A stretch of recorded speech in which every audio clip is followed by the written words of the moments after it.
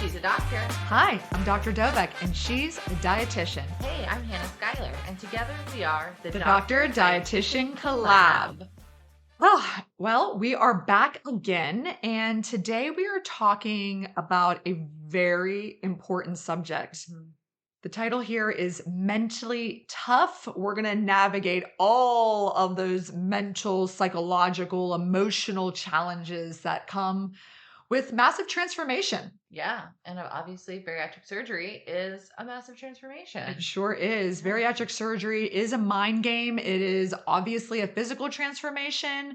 You lose weight, you look different. How do you deal with the way people perceive you? But also, man, the mental thing is, I think, as hard, if not harder, than the physical transformation. Great. And I think the other reason that it's hard is that people don't necessarily prepare for it like they do the physical. And I think it's, the physical is obviously so tangible.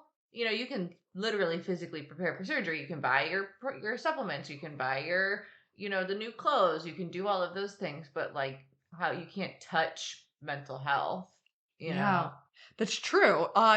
Some of our patients do come in.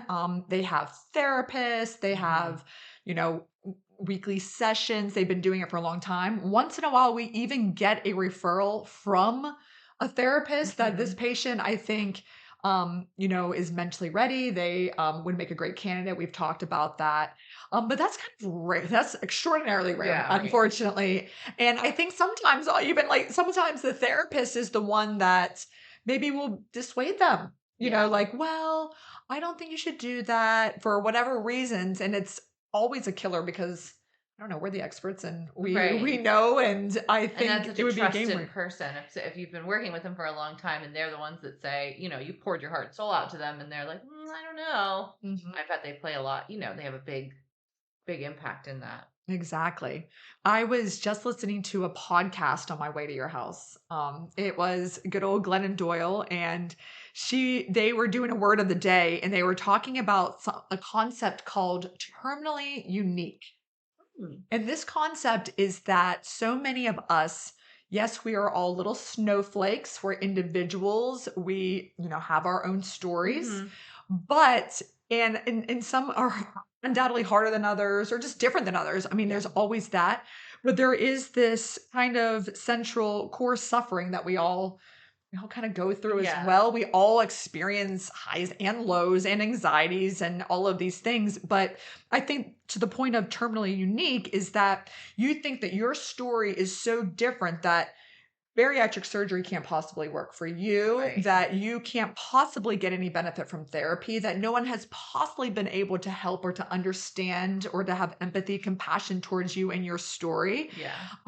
And I think that's what holds some people back from even pursuing this. Yeah. Yeah. And that makes sense. I mean, it is. And like you said, we are all unique, but how much of our DNA is like actually the same? Like, isn't it like Yeah. over 99% of humans are the same? The DNA is the same. And it's just that one like 0.6% or something that's different. Exactly. And it's like, yeah, at the end of the day, we're all humans. Yes. And like you said, everyone has a different degree of these things. Yeah.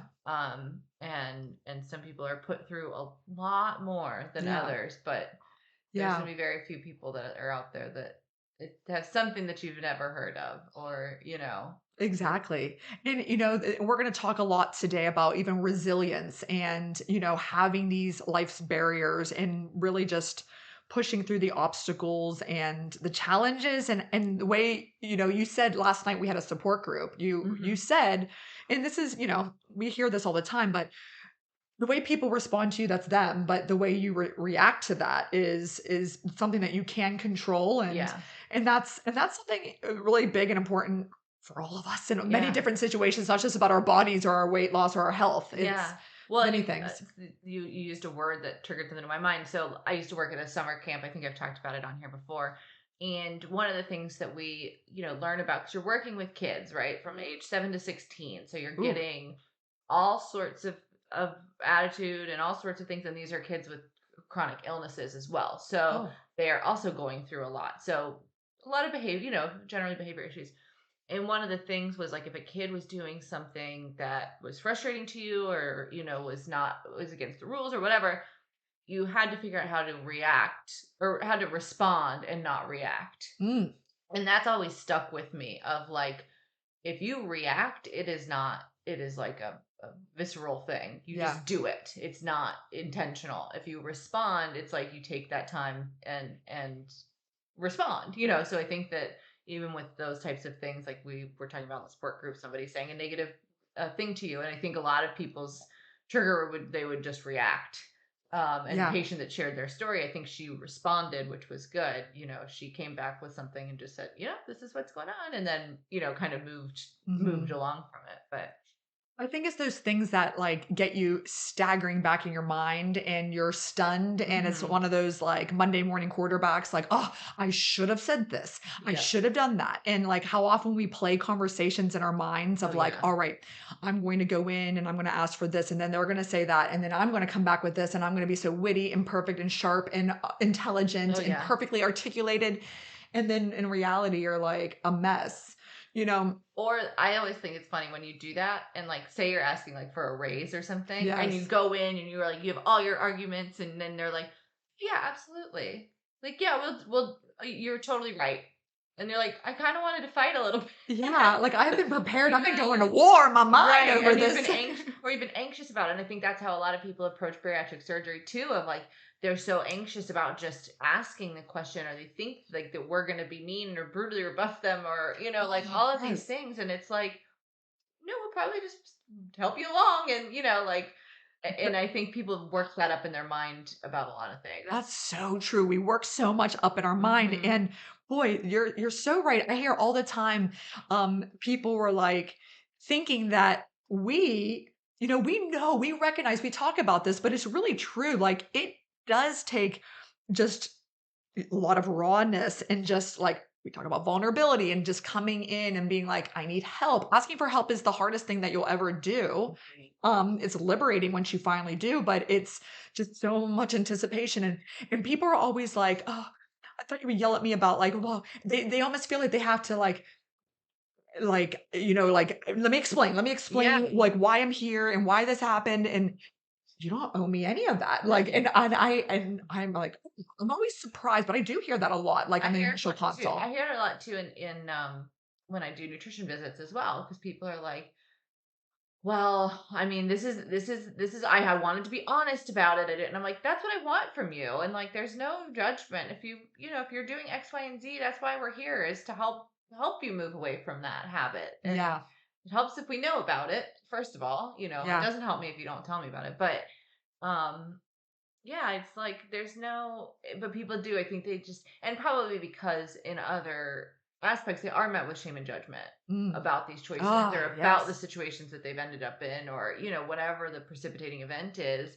And but then they don't think like, oh well, these people might be non-judgmental or they may, approach this from a different angle. Shame and judgment, Yeah. shame and judgment. And I think the wash of shame is just such a horrible feeling. Uh-huh. It's a visceral, gut wrenching feeling. That's what shame Yeah. is. And to think that, some people have not pursued something, again, transformative and so Hmm. helpful to them because they fear that feeling, which is the worst, it's so Yeah, tough. it is. Oh my goodness. Well, I'm going to take this on a weird spin. I promise we're going to get back to the mentally tough podcast, but you're talking about responding and not reacting. Hmm. And something on my personal life, I'm just gonna like go there because I have to like get it off my chest. Like All I almost right. feel like we're in this private little therapy We are. moment. I And know. Hannah is the best therapist. I drive all the way to her. We live very far apart Yeah. actually.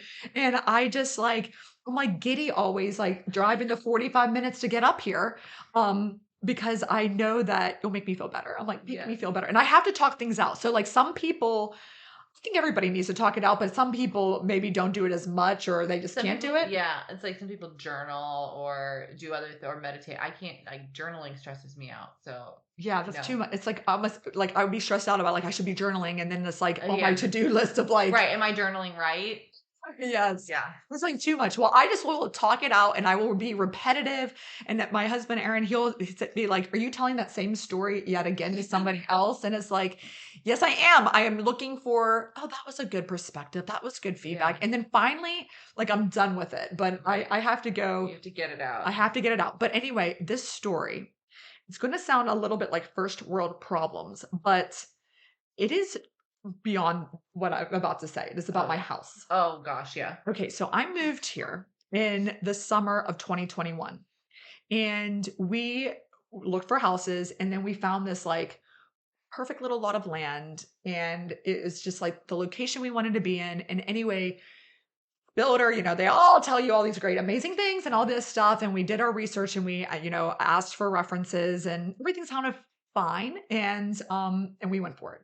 So we have now been building this house. It's a basic house, you guys. Like it is seriously not anything dramatic or like overly complicated. Yeah. I know your father was in this business. Yeah, it's a big square. It's a square. I mean, Like this with is like rooms in it. I mean, it's big, but it's not even that big. Complicated. It's you don't have like turrets and things like that. I don't even know what that is. Like a princess tower. Well, in my mind I do, but no, I don't physically have it. Yeah. We're not building that. So I have been like honestly distracted. I was at another job, as you all know, obviously starting this own business, getting the whole surgery, like professionally, I had a lot going on that I almost kind of, not almost, I forgot this house build was even kind of going up and existing. Yeah. So it has now been 4 calendar years, 21, 22, 23, and 24. You deliver ultimatums. You do all of these things. It's just maddening. It's frustrating. Like these people are so unprofessional. But the thing is, this person like shouts at me and it's just something that I've never had like interactions like this in my life. And it's like really seeping into like, I am reacting like completely like I'm hot, like Joni witnessed me talking to them on the phone the other day and she was like, what was that? It was so weird. Like the shouting and like, do you need anything else? And like so weird and nasty. And it's just become like the daily like interaction at this point because every month we delay, like we don't have a lease and we're paying top dollar, like all this like it's just so awful in my life that I know it sounds like again like, oh, you're not in your house, but like I can't take it. But yeah, I mean it's a displacement for you. Like you said, it's costing you money. It's a headache. It's not easy to deal with, and it's been way too long. Like no house needs to take this long to build. No, it's just unbelievable. So I hope few life lessons I've learned from this, and I'm sure hopefully any day now, we've been saying this since December 1, any day now we're going to be in there. But I do think that it's taught me like, just from running a business standpoint, like I've said this many times. I read this in the book, The Go Giver. It's like, give more in value than you expect to receive in payment. Mm-hmm. And I hope that people never feel that like the service we provide isn't, of optimal value, that they don't see like the results, the expectations are not met. Like that to me is like crushing. And it's so disappointing that this massive life's biggest purchase is like me as the customer, it's like the exact opposite of having me even in the room of thinking about what this experience is like. I don't know. It's just, I don't know. It's been messing with me. I don't like who I am when I'm with this person. I don't even know who I am. And it's just like, it is awful. Oh, I know. And it has been just a saga. I mean, we were going to have Elena's baby shower there. Fun fact, listeners. Yeah, fun fact. I told Hannah I wanted to do that for her in November. I think you told me like in the summer. You were like, I want to do your baby shower. Yes. And you were like, we should be in, by Thanksgiving. There was always some holiday or whatever that November 1 we'll be in the house. Okay, now December 1. Now, and you were like, we can do our shower in January. And I was like, you know what? My mom's going to host it. I appreciate it. And now I mean, that's also makes me kind of like want to cry because like it's just like another like landmark. You can have her first birthday party. How about that? I promise you I will. And I had this vision on like we have this like little backyard area with like the fake turf or whatever, like welcome to Florida. And I like had this whole vision for the balloons and for you to be sitting under there and like for that not to happen. Like and I think that let's bring it back about bariatric surgery. Like I feel like That's so true. Like if you feel like I'm going to have my surgery on this date and then your insurance comes in and tells you Mhm. otherwise and how that impacts your mental state. Yeah. You have been prepared. You did all the things. You were a good girl. Yeah. Like you paid your money. You did like same with me. Like I mean like we're there. Like Aaron is at this house every day.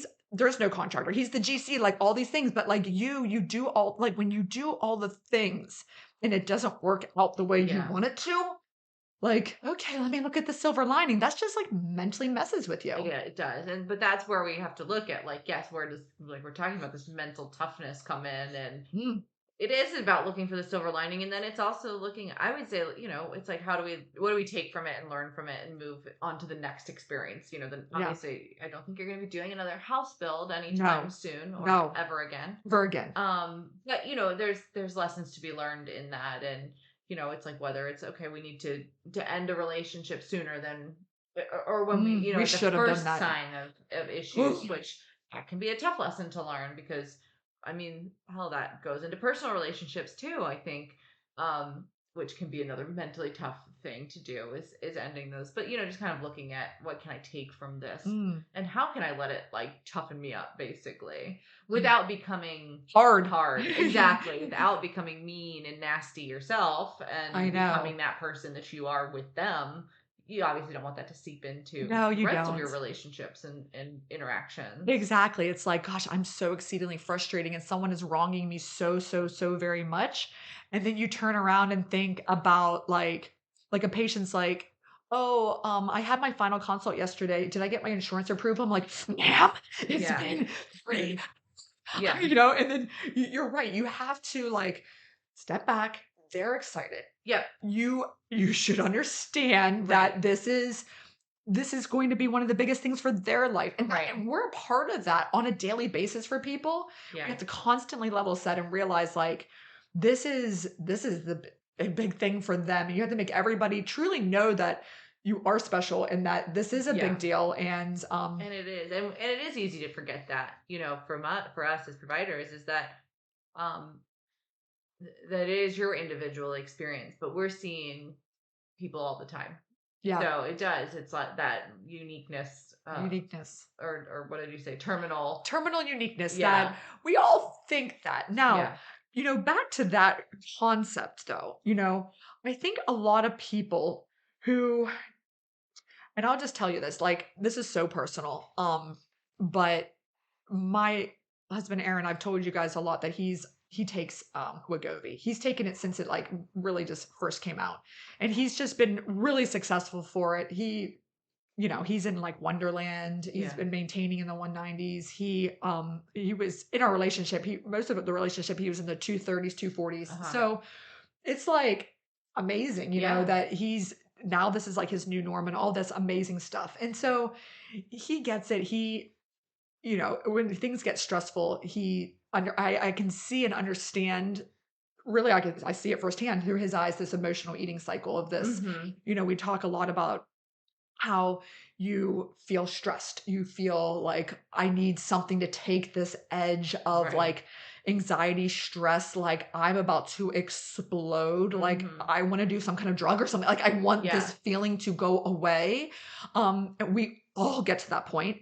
And with this house, his brothers were coming this weekend. We had movers. We had all of the stuff that's been in storage. We were going to finally have that delivered. We've had to change everything. Oh. So it's because it just wasn't organized at the final inspection. We don't get Oh, occupancy. yeah. So anyway, it was like crushing. We were like, normally we were going to be in by the 15th February, and now it's the 22nd, and now it's like, oh, it's not gonna be done. So we had to like go to the lease. They're like, well, we have somebody else coming in March 1st. No, you don't, but they're paying for this like little tiny rental that we've been cramped Yeah. into, like ridiculous money for this thing. Yeah. So it's like, oh, more money, more time, more aggravation, more like coordinating and all that stuff. You guys all know what a move is like.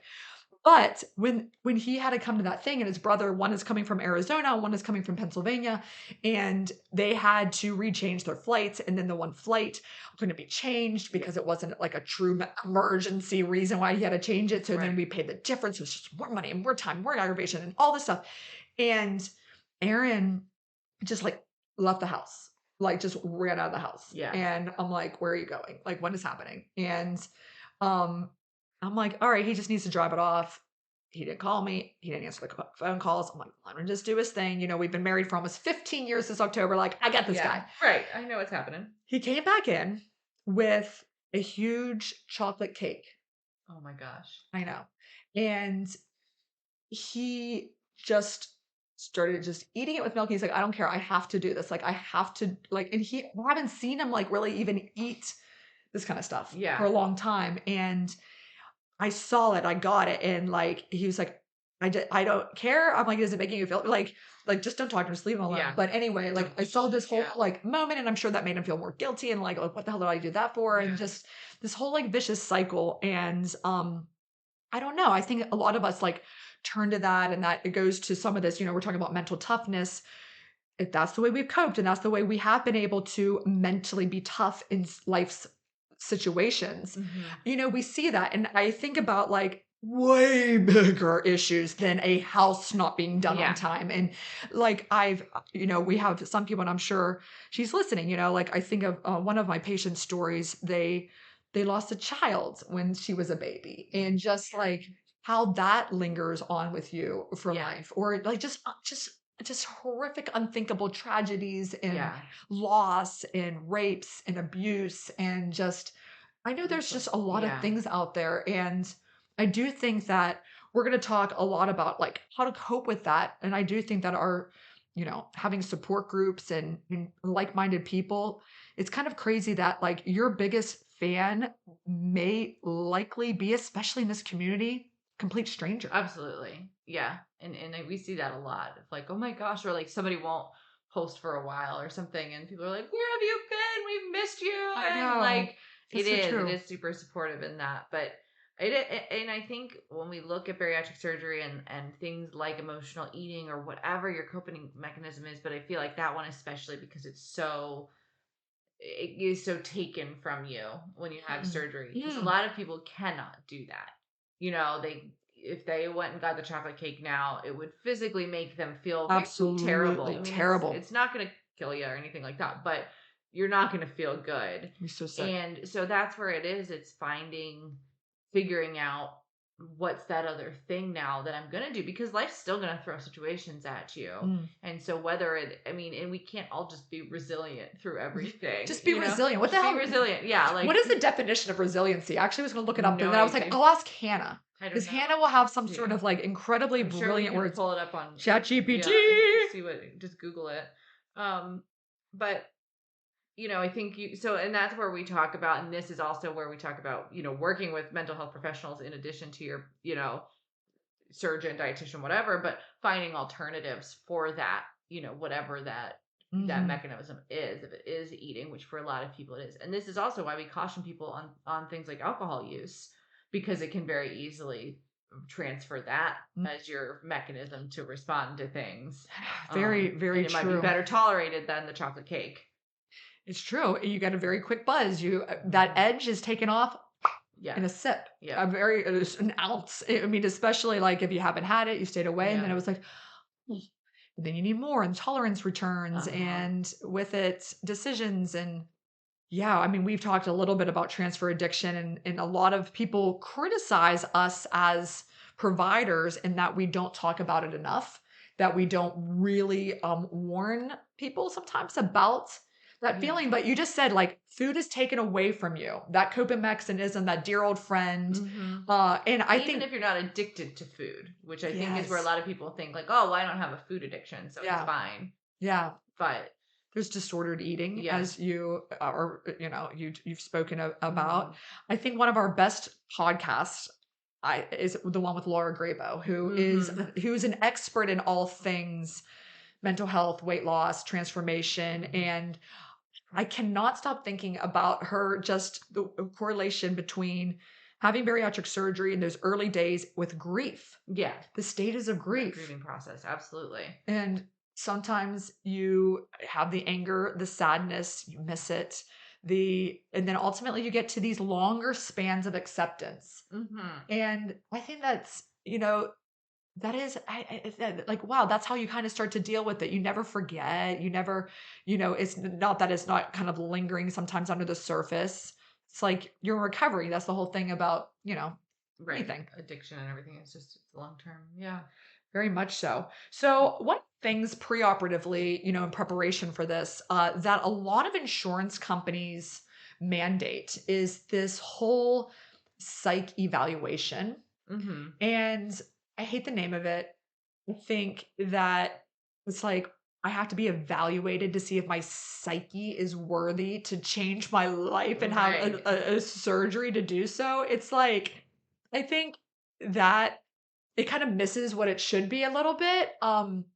But with that sort of thing, I think that the concept of it is a sound one. It helps, at least it gives you one touch point, maybe one connection with a mental health provider that you may very well like even just like vibe with. But I don't know if I don't think it does what it's supposed to do. Like what is your thoughts always on that? Yeah, I think that yeah, I have a feeling there's a lot of them that just do the form and fill it out. They'll do the visit or whatever, but they're just gonna say, "Yep, you're good to go. Here, well, we're gonna bill your insurance," Yeah. and it's just kind Yeah, the check in the like a box. mill.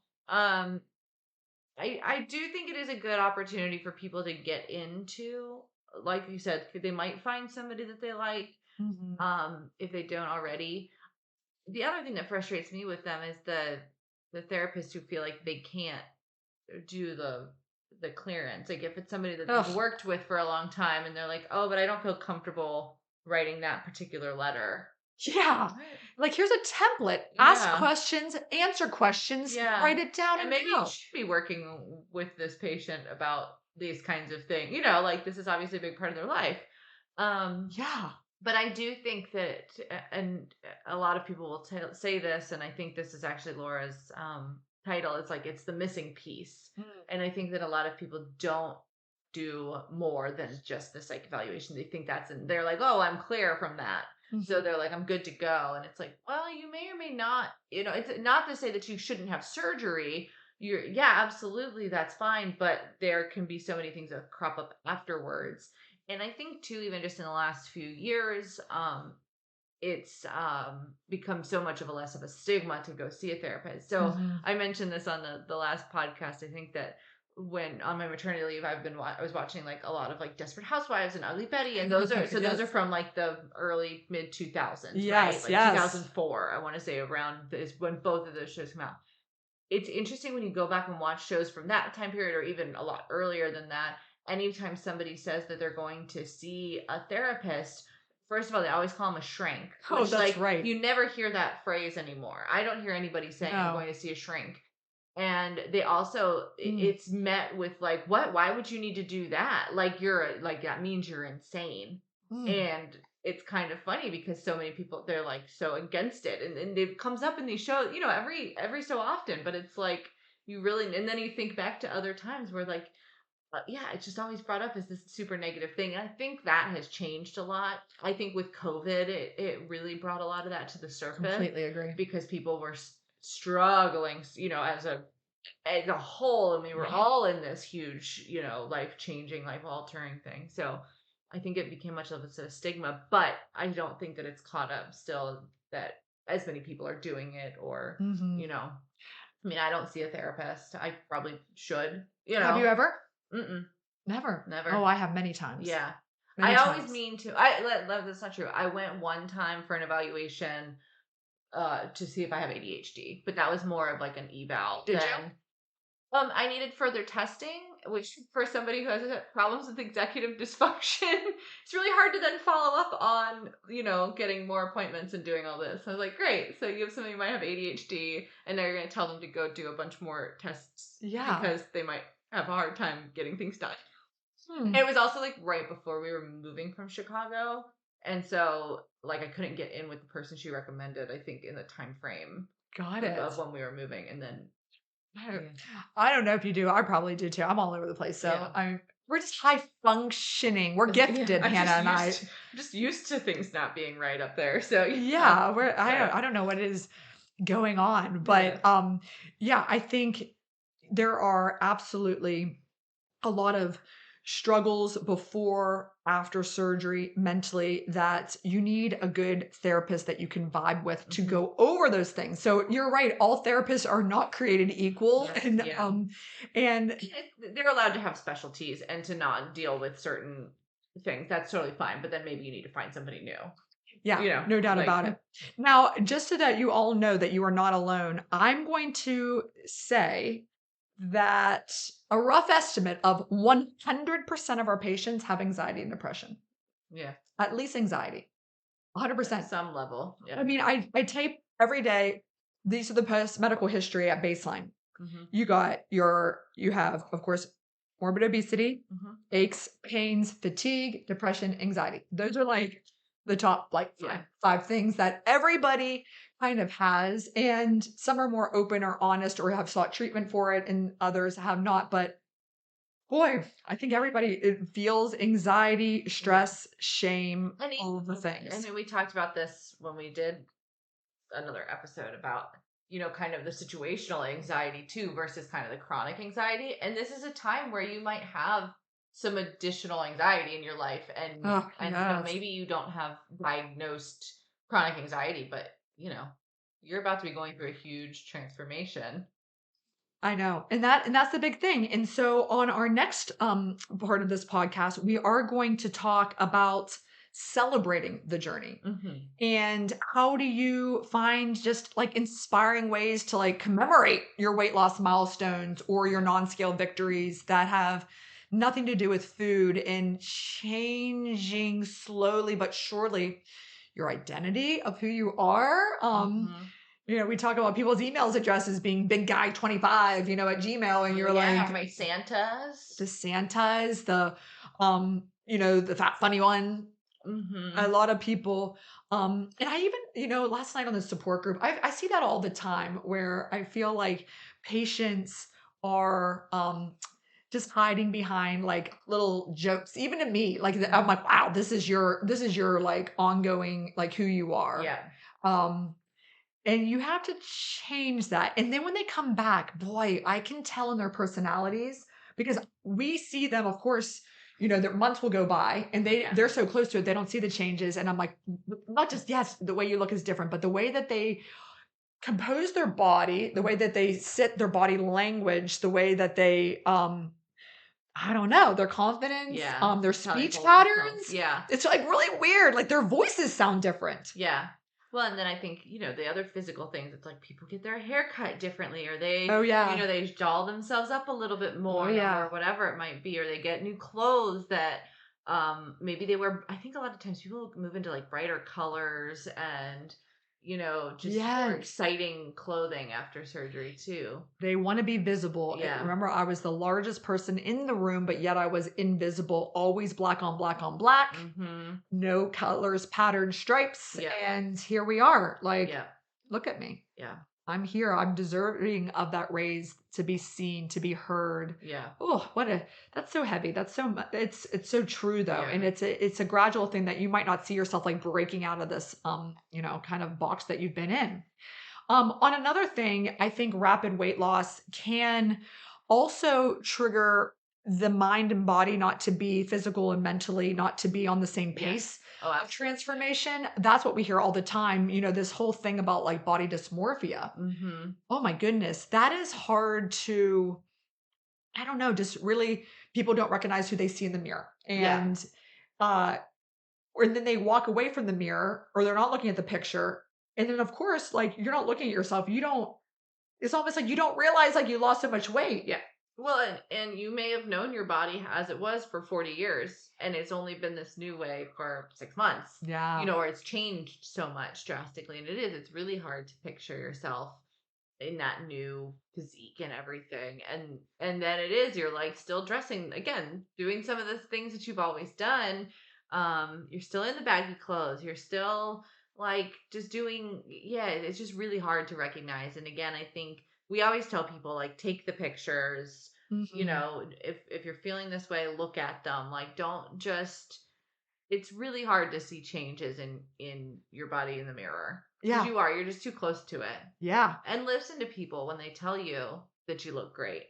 Yes. Like people are generally not overly outward with compliments. Like I don't think people are out. There's going to be some people who will compliment anybody any day just cuz that's who they are. Right. Most people are not like that. So if somebody tells you, "Oh my god, you look amazing," or "I can tell you're feeling great," or, "I just see such a change about you," believe them because they're not going to waste their time telling you a lie, No, that's you so know? true. Believe them. Like if you told somebody they look great, what's your secondary gain? Like what do Right, you why exactly. you if you think about that, it's like, all right, well if I said it, yeah, I meant it. So why would somebody Why else would lie? somebody else lie? The only other reason I would do that is if I'm wearing like cute shoes and I want someone to compliment my shoes. Yeah. Like, "Oh my god, your hair looks great. Oh, thanks. I love your shoes." Yes. There you That would go. be my only Oh, secondary okay. outcome from giving compliments. You wanted to And I compliment. also probably would think your hair looks great. And it's probably a true compliment. Oh my gosh. Isn't that the best though when you're like walking down the street and another woman, it's always women. It's never, when it's men, it's creepy. When it's women, it's amazing. And they compliment you on something. You're like, It like "Oh." changes your entire You're day. like, oh, absolutely. Like a Yeah. perfect stranger was Yeah. like that outfit. Yes. Oh, That dress is so cute. It's always, and then you get to respond too with things that have pockets. of That's course. always. There you go. Well, I mean, if a Or man, things they got it on sale. imagine walking down the street with V and a guy was like, damn, I that like dress your, looked good. yeah, right. Well, there's also definitely a different intonation there of how it's given. Exactly. But if you're by yourself, you're like, "Mm, I still got it. I Well, saw that look. V and I do joke about like if I'm going out, I'm so like I rarely wear makeup. Like of course now like I'm in sweats. Natural Yeah. beauty, my friend. Oh, thank I was you. just looking But at you. I'm like, damn, she has no makeup on. You can chisel mine off for some reason at 9 a.m. Yeah. on a random Thursday yeah. here. But whatever. So we always joke though that if I go out, I always put on, it's like I'll put on a dress, I'll put on makeup, and he's like, I know you're going to hang out with a woman because you wouldn't do that. I'm like, you're 100% right. He's like, I don't have to worry about anything. He's like, if you start leaving the house to go and hang out with somebody and you're in like your home clothes, he's like, that's when I'm going to be worried. That's actually a funny point. Boy, we do that a lot more with women. Oh yeah, I care way more about the validation from my peers. Absolutely. I'm like, you look magnificent, darling, right now, and you look good actually. I like these pants. I haven't seen them on you. Oh yeah, my little joggers. Yeah, they're cool. She's wearing these joggers that are like Old Navy. they're kind of like tie-dyed. Yeah, they're like a cloud. Hannah's cool. And I know I say this every episode. I'm like, do you guys realize like this woman is really cool? Like I'm gonna pry her away from V's arms one day. It's We're gonna run off into the sunset. It's gonna come out, you guys. I mean, there we go. So on our next episode, we're gonna talk a lot about like setting realistic expectations and goals that you can hit and you need to celebrate and really be, I think, strategic and thoughtful about really just like creating those. Because I think when you just have this vague, we'll talk about SMART goals, but Yeah. I think you need specific things because when you have these like kind of vague things out there that, oh, I'm going to lose weight. Yeah. And then when you're like, well, you lost, 40 pounds in 6 weeks, and we're all like, wow. But it's like, but that's not enough or not. It's like, yeah. you lost weight. Like, Yeah, anyway, you met your goal. Yeah. so we have to talk about all that and just like, let's just wrap it up with like, how do we make sure that you embrace mental toughness for the long haul? I'm going to always bring it back to grit and just showing up, being consistent, trying your best, giving yourself grace. Today wasn't great. Finding coping mechanism, setting realistic expectations, finding good support people that you like and trust, and they might be strangers, and that's kind of cool too. Like we might expect, when we go down that whole episode on relationships, like we expect things from our partners that are this like these incredibly like pink dewy sunsets, like walking down, looking into each other's eyes, and it's like, no, that ain't gonna happen. That is not real life. Yeah, they're still just a person too. Yeah, I think I also love just thinking about the stranger thing. Like we did the meetup back in December, and I love it because I feel like so many people made friends there, or they met the people that they were friends with on the internet, and they like got to meet in real life, and I loved that. I And I think that's just such an example. And I know people who have, we see on like our Facebook group, people set up meetups. Like, hey, I live in this area. Anybody want to meet up? Or like they create these like long lasting friendships. And I think it's so important to have that even if it is online, even if you can't do the in person or whatever, but finding those people like that, and a lot of times it's finding somebody that has a similar situation to you. So maybe they're the same, maybe you're both women, maybe you're around the same age, maybe Mm. you have kids or you don't have kids, or you're married or you're single. Like finding people that are kind of within your demographic, I think is helpful to do that. I mean, it doesn't mean you can't get support from somebody who's completely different from you. And I think that's can be really important too. But finding those connections Mm. can really help through this journey, and again, joining like the support groups. I mean, last night we talked so much about people's responses and people's reactions really to somebody else getting weight loss surgery, Mhm. and just having that conversation, and so many people said, oh my gosh, I went through the same exact thing. And I think it just made everybody feel, it's like, okay, I'm not alone in this either. Yeah, and about, that they also talked about people's reactions because some people have the courage or whatever the thing is to put it out there. Hmm. So one person, put it out and she said that the glue wasn't even dry on the incisions and it was kind of like just spreading through the HR departments, through her workspaces and all that kind of stuff. And then I could tell that she was teetering like, should I have done it yet? And she kind of like was almost having like an internal moment of a conversation with herself. Like, no, I'm glad I put it out there. And I think the thing that about putting it out there is that everybody kind of wants to put it out there, but you just fear this like judgment from whoever this mystery person is. And I do think that people who put it out there, other people look at them more than anything, even beyond the inspiration of the transformation, is more about like, man, I am envious of you for just being so free. Yeah. Like, you're not hiding anything. When you have a secret and you're hiding it, that's like, it's, like internalizing something that is like major and some are not ready and that is totally of course up Yeah, to you, absolutely. but I do think that every time I see somebody that has decided to go for it, they're like, wow. Like, I have a good friend, I'm sure she's listening now, and she has not really been public about this for a long time, and I asked her if she would share her story for a big project we have coming up. And she was like, well, I didn't, let me think about it. And then she came back and it was like, you know what? I'm not going to pass this up. Like, I'm going to Yeah. go for it. And I think that, hopefully this goes out there. And when she does it, I actually think like almost like a burden or like a feeling will be like lifted off of her that she didn't even really know that existed. Yeah, for sure. Because it is a big thing to not share with people. Yeah.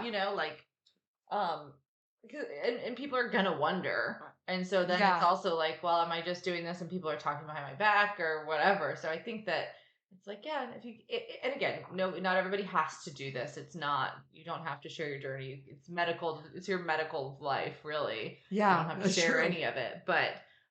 I do think that there can be some like catharsis from it. Mm. And then even last night, again, we keep talking about last night 'cause it just happened, but someone said, I'd never actually known somebody personally that had had surgery. I Mm. knew somebody that was degrees of separation apart or whatever, but I think so being in that space where everybody in that Zoom room either had surgery or was getting, was preparing to have Mm. surgery. So being in that space, it's very unique too. And Yes. and you get a different kind of response from people who have gone through this Oh yeah. than just the general public. I mean, it's So, normal. It's like yeah. we all are like Yeah. actively engaged to getting it, preparing for it, or Uh-huh. have had it. And many Yeah. years ago, it's just like this is like All of this stuff is normal. norm for me. Yeah. Yeah, so much so. Well, let me ask you this question: Hmm.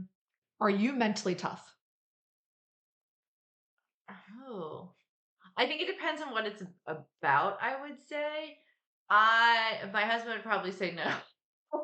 I tend to do well with things for a while, and then it comes to a head, and I break down. Hmm. Um, but I do think I can take a lot.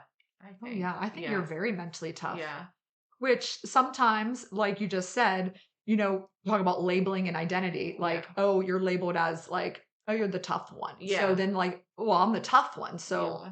I have to be the tough one Right, always. right. Well, but don't show me a commercial or a video of a dog running to its owner when they've returned from Oh, like military. military. I can't.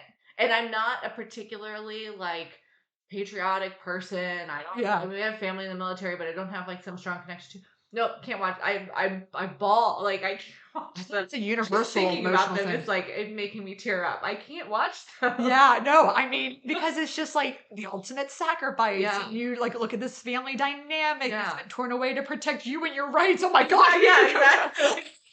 And the dogs are always so happy. The dog.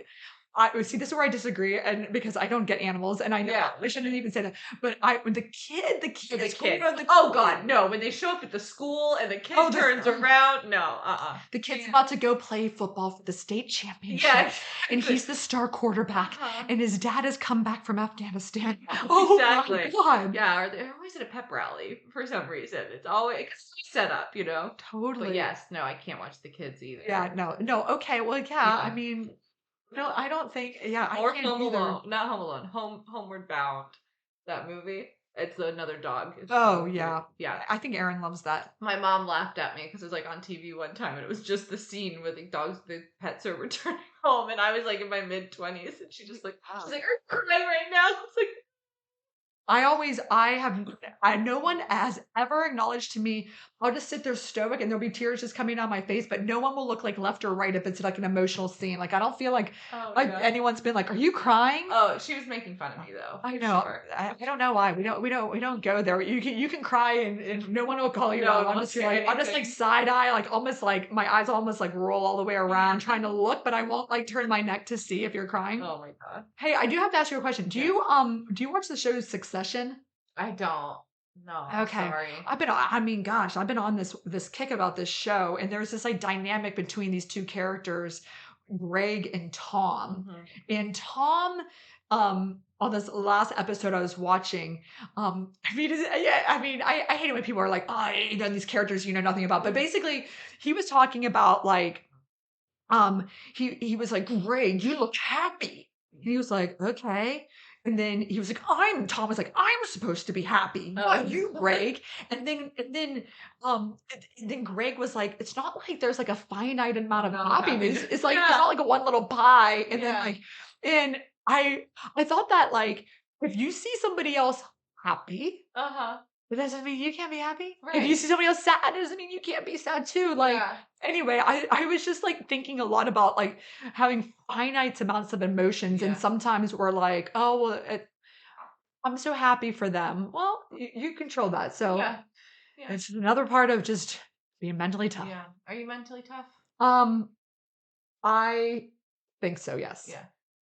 I think you have to think so. Yes. I mean, so there's this rep who works for Ethicon Johnson & Johnson, and he's like, how's your health coming? I'm like, oh, I forgot about that. Or how's the surgery center coming? Or how's the business going? Or how are your kids? And like, he's like, I think you just really compartmentalize things well. Yeah. If that's a good I don't know if that's a good thing. But you know, like, any therapists out there listening, what's your like I kind of like literally like block things off at points. Yeah. And then like it bothers me immensely if I don't feel like, I missed something in one aspect of my life. Yeah. Like, oh my gosh, like with my kids, I told you, I'm so like, myself, like I have not missed one, but 2 field trips that I could have potentially gone on. Because I don't know. There's like all these things that I didn't see the newsletter. It just slipped through the cracks. And it's because, sometimes I feel like if there's a lot of like, just, I don't know, there's so much communication from the schools. Like it's almost like you don't pay attention to the emergency signal when it's going off because you're like, just like, oh yeah. Just alarm fatigue. Yeah. And I didn't see this big thing that they were going to Gatorland and I missed it. Yeah. And I'm like so mad. I could have rearranged my schedule. I could have easily gone. Yeah. So that makes me not mentally tough. I feel like really disappointed in myself that I screwed that up. I get very upset with myself if I miss something, if something's not perfect. And since starting Body by Bariatrics, I can tell you undoubtedly my anxiety is so much better. Yeah. So, that's good. That's good to Yeah. know. Like I was having like some like almost like, okay, I'm not really functioning right now. I feel so anxious about Yeah. things.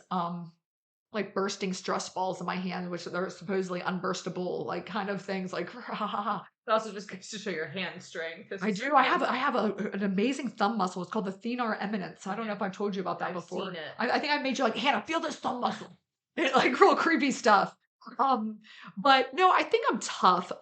Could we all get better? Undoubtedly. I'm always looking and listening to podcasts and reading books. I talk about that all the time. I quote them because I'm looking for some sort of secret to life and dealing with my emotions and becoming tougher and making sure that I'm still soft enough to love and feel Right, exactly. emotion. So you still have to find the balance of that vulnerability, and yes, you still need to feel things. And I think that to say all of this, just to wrap it up, you don't have to be tough about everything, and there's going to be times when you break down and things are going to be hard and you're going to struggle, and we all do about whatever it is. But I think that if you can at least just build it up to where you're not struggling as much and you're getting through things easier and feeling feeling happy and feeling confident and all of those things, that that's what's really important. I know.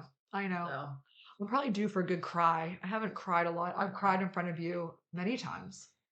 many, I would say, maybe a couple. I feel like I've just big, thick, steamy tears of frustration and anger and sadness. I had a good cry the other day. I know. And when you told me that, that made me Like, feel better. Is that weird, like guys? That like I am like, oh, good. Oh yeah. You cried. Oh, I do cry. Yeah, that's good because I feel like Hannah just like, okay, like anything you ask her, she's like the best with this. I'm like, hey, I'm coming up there. Can we do this? Oh, I love that. Like, yes, I can do attitude. I love that. That's what you need in your team. Like, I don't know why on Instagram I'm like always targeted by these like entrepreneurs and business people and like the key to success is this, and they all say something different. And I'm like, I watch it like a couple times. It's probably why I'm targeted by it. And the guy last night was like, what is like the key to success? He's like, it was a Russian guy actually. He was like, oh, you Americans, you talk about like all this inspirational and work hard and none of that. He's like, it's your team. You need a team that are loyal and hardworking and that are like and just exceptional human beings. That's what you need. And I'm like, got it. Yeah. Got it. That is why I'm tough. Yes. Yep. You have your people. I got my people and I hope you all do too. And if you don't, we would love to be your people. We'll Body by Bariatrics got you. Absolutely. Well, on that note, of course, you can always find us all over the place. So on Instagram at DoctorXDietitian, at Dr. Dovec, at hannahskyler.rd, at Body by Bariatrics. We're on Facebook. Of course, if you want to join our Facebook support group, DM us. We're happy to send you that link. If you can't find it somewhere else, it's on our website as well. We'll make sure that that's out there. We'll put it into our Instagram stories and stuff too to make sure if you want to join that support group. It's awesome. We've got almost 10,000 people in it. And it is, we do monitor it and make sure that people are nice and supportive and all of that. And, but yeah, great place to be. So happy to join there. And otherwise we will see you on the second kind of part of this next time. And looking forward to that. I know very much. I love this podcast. I hope you did too. And we will see you next time on the Dr. X Dietitian. Bye.